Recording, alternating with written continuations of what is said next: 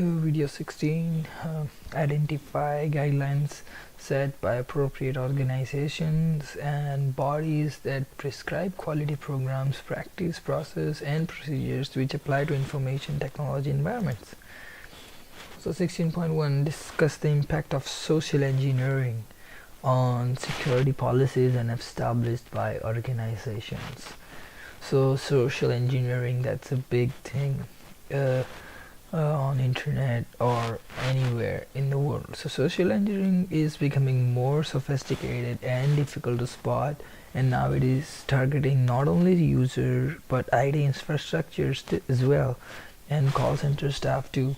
This complicates protecting customers' data. Companies need to nimble and spotting attempts of stealing information and observe. So social engineering, the hackers would steal your information, sensitive information, log into your account. They will steal your username, passwords, and all the sensitive your social security numbers and your bank details. So it depends on hacker, and social engineering is very famous nowadays. So I will tell you some principles policies that established by the organization for to protect user from social engineering. So first one is I'll give some tips. The first tip is educate yourself. So educate yourself. There's socialengineer.org provides numbers of information resources on social engineering attacks. The second thing is be aware of the information that you're releasing. So always be aware of what you are giving to another person. This tip encompasses both verbal communication and the social media like Facebook or Twitter, Instagram. So be aware of the information that you're releasing, that it doesn't have a sensitive data.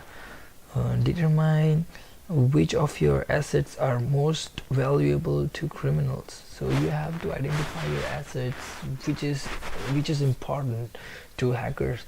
If you lost that, what would happen to you or your company? So always determine that. Even companies that actively seek to protect themselves on a social engineering attacks often focus on protecting the wrong things, right? So always determine the assets. 4, write a policy and back it up with a good awareness training.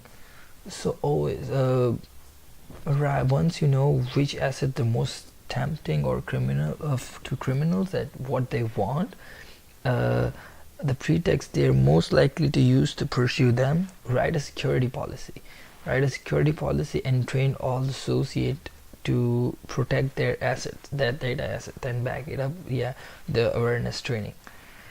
So 5th is keep your software up to date.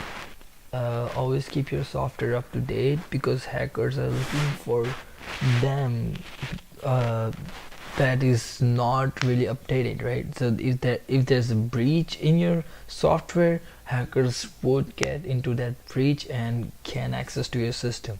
So always hackers using social engineering techniques are often seeking to determine whether you're running unpatched software.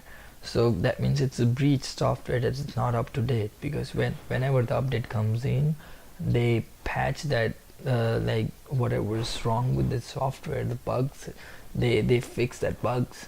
So hackers looking for that bugs, if you did not update it, they can go in from that.